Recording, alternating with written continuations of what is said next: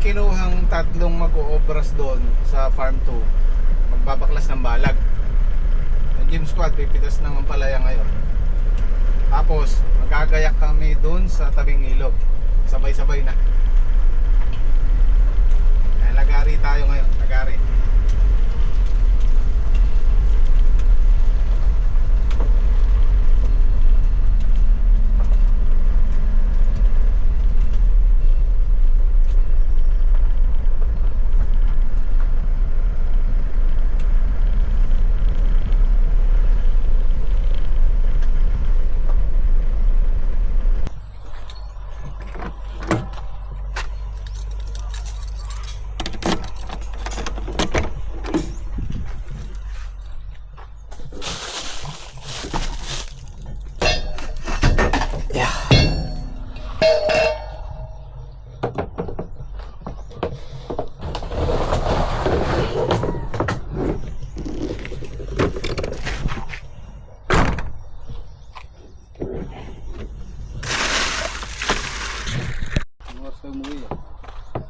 Maaga pa yun, mga alas 6 siguro.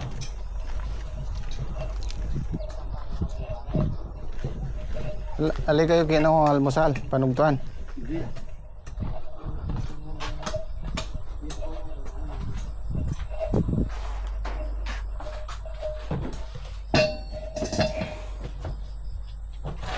Maghahakot na lang sila.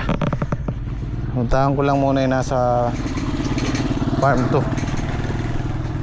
Wala rin silang pagkain doon. Bibili nga pala ako ng ano. Bibili na ako ng plastic tsaka yung patabang pabaon, plastic mulch.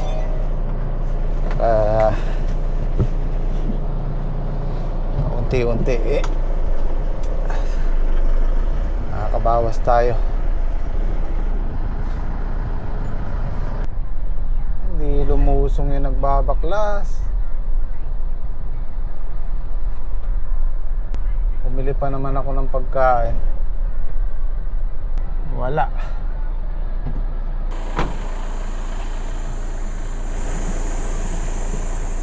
Walang lumusong. Usapan namin ngayon.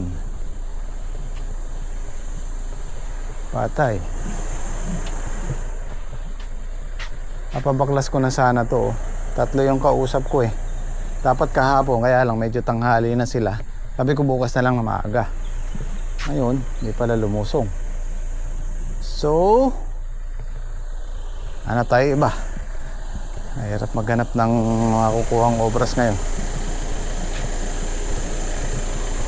So, diretso ako sa bayan. Bibili ko ng pataba.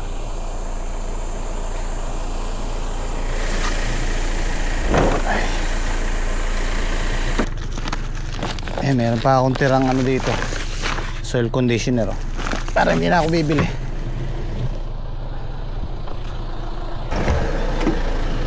Ayan, bali dalawang bag yan. Tira din to sa farm 1.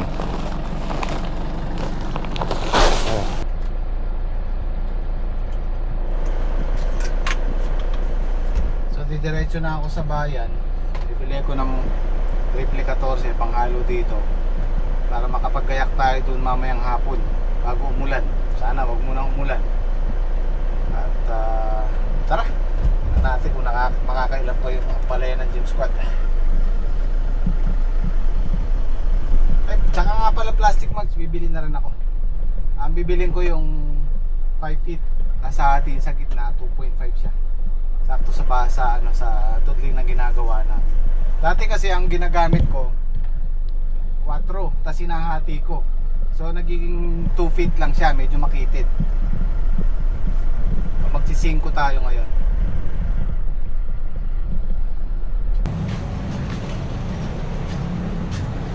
Meron kayong plastic mulch? Ilang feet po? 5. 5 meron po. Magkano na ngayon?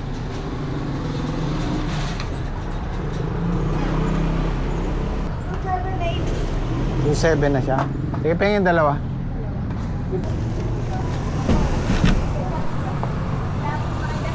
Wala ako nakuhang 5. Puro 4 feet lang. Sayang.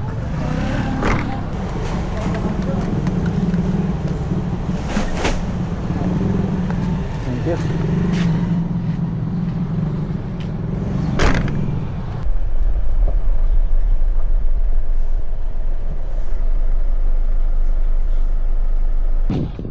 Yari. Yari na? May kapila niya? 11-11. Pero, paatras na. 11-11 na lang. May siran. Eh, para doon nga sana to. Eh, hindi pala lumusong eh. Hindi ah. Si Daki yan nandun. Hala. Dake. Hala.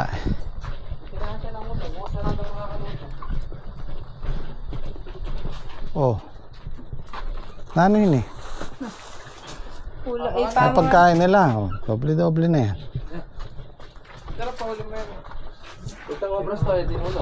Hindi eh.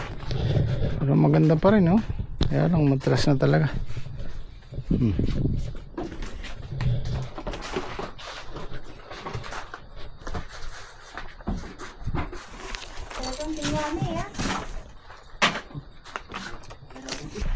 So, okay na tayo dito sa farm. Doon naman tayo sa tabing ilog. So pamaya-maya subukan na namin magtudling dito. Pag medyo lumamig ng konti. Grabe init, parang katabi mo lang yung araw. Mahirap sumabay sa ganyang init, baka alam nyo na.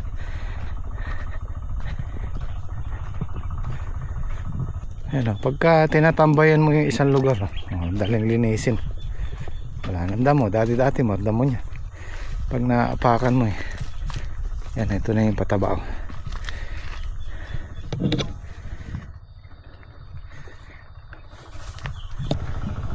Ayan, pwede na yan. Malamig-lamig na.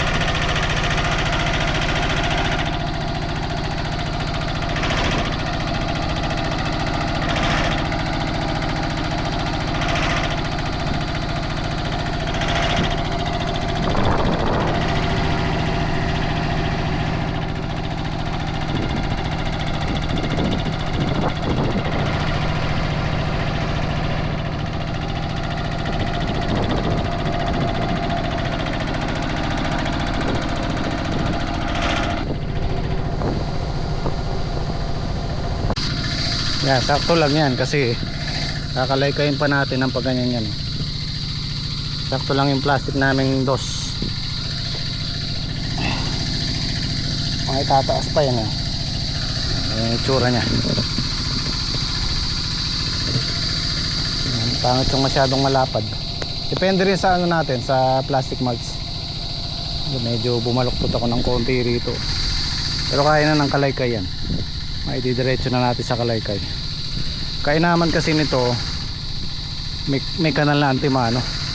Hindi ka na magbubutas ng daan tubig. Kung maliwanag ang buwan, pwede kaming mag-overnight dito. Pwede naming trabahuin ng gabi to. So maliwanag lang yung buwan. Ang inahabol kasi namin dito yung bagyo. Kaya weekend maulan na daw. So kailangan maitudling namin to bago matapos yung week na to. O hanggang Webes. Kailangan maitudling to kasi mag-uulan, napaplat na naman to. Pero kung mag-uulan man at nakatudling na, okay lang yan. At least bababa na yung tubig dito sa kanal.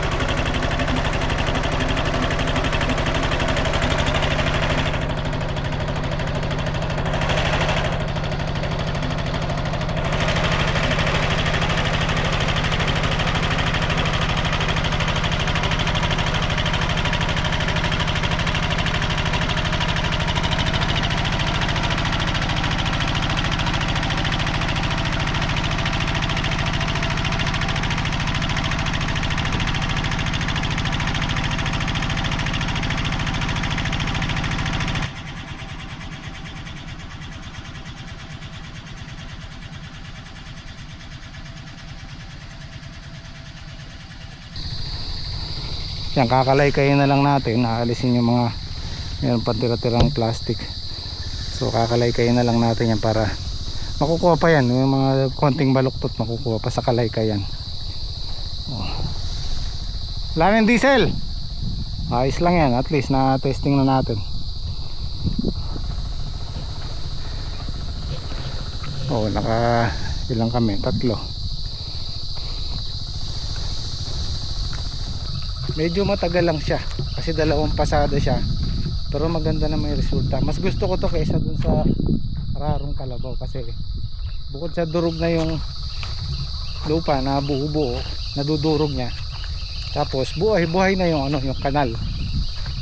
Sa Kalabaw okay pa rin naman, kaya lang hindi makukuha yung kanal. Ito sabay na yung kanal. So itong kubo namin, singit-singit na lang. Kailangan unahin namin tong tatamnan. Pagka mainit, halimbawa alas 10, alas 11, alauna, alas 2, so dito tayo magtatrabaho. At least nakasilong. Ngayon pagka malamig-lamig na, saka tayo magtatrabaho doon. Siyempre mas uunahin natin yung tanim kaysa doon sa kubo. Kumbaga isisingit na lang natin to. Meron namang masisilungan doon kasakaling uulan. Huwag muna sanang umulan hanggang bigyan nyo lang kami ng 2 araw o 3 araw matatapos to.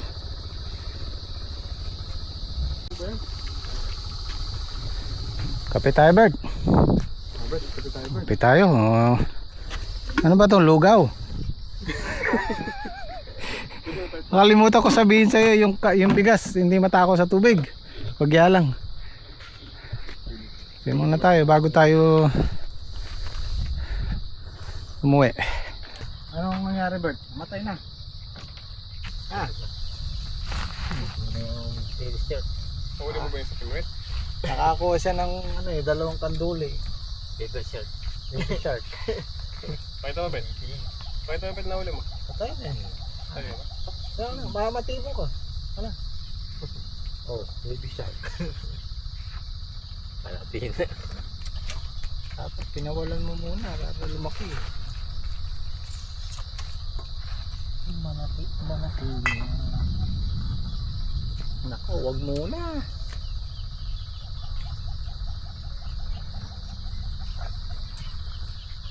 Pag naulan yan, Mak, di tayo makakapagtudling. Malagkit. Oh. Papatuyo na naman. Saka pag naulan po yan, ano, yung Bumababa. Sisiksik po siya. Nagko-compress.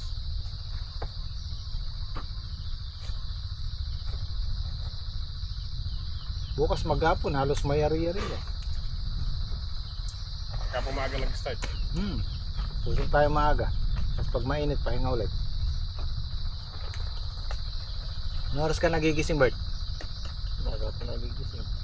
Mga alas 7. Tanghali na yun. Kasi nagigising ako. Alas 6. Oh, ayos yan.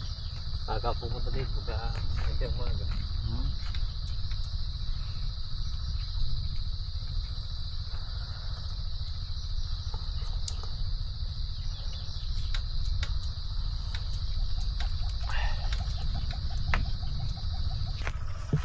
Ayun, nangingitim na naman doon.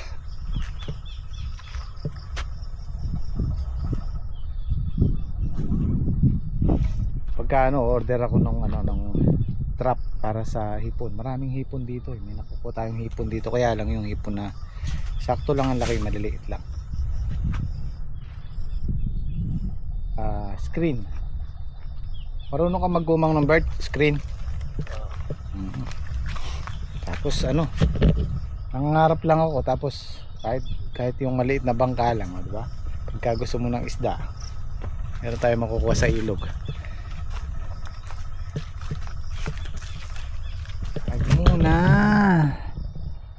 Wag muna, palipasin nyo muna kami kahit isang araw lang. Bukas kung maghapon kami dito, ay ari-ari ito.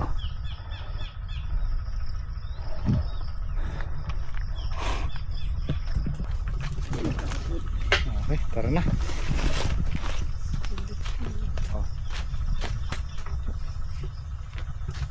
Oo nga pala guys, ikaw ba gumawa nito, Mac? Ikaw gumawa nito? Meron siyang ginawang panghakot ng gulay. Sabi ko, i-repair namin. Ito kaya daw hilahin ng isang tao kahit maputik. May kargang, kaya yung 10 bundle? Upo? Aba, malakas. Kung 10 bundle kakayanin, makabigat ng upo. Kung saan palaya, kayang-kaya pala 10 bundle. Kaya lang, yung gulong medyo mahina. Ayan, yumuyupi siya. Sabi ko kay Mac, i-repair namin. DIY tayo ng medyo mas malaki ng konti, tapos lalakihan ng konti yung gulong. Pero hindi pwede yung gulong na mataba. Kailangan ganyan lang din. Kailangan yung medyo makapal-kapal yung rim nya, yung rayos, para hindi mag-8 siya eh. So marunong namang si Mac marunong namang mag-fabricate. Yan siya, gumawa nun eh. So madali ang paghahakot ko sakali. Hindi na 2 tao ang naghihila. Ayan pag ganyan tuyo, pwedeng ipasok yung mga service namin Nagsimula kaming nagtudling alas 4 na. So nakatatlo kami. Bukas kung hindi uulan, kung pagbibigyan tayo, mairaos natin to.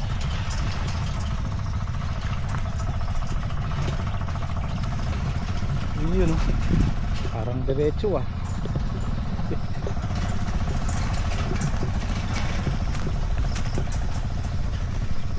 Ito nga pala yung kila Boss Boy Boy, ano na, pinakalabaw na. Tapos anuhin na lang, kakalaykay na lang. Ayan, nakagayak na rin yan. Oh, diretso eh. Oh. Yan, 15 tudling yan. Pero mahaba siya. Yung sa amin ni Emoy, 30 eh. Kaya lang mas maiksi. Okay guys, bukas naman po ulit. Maraming salamat.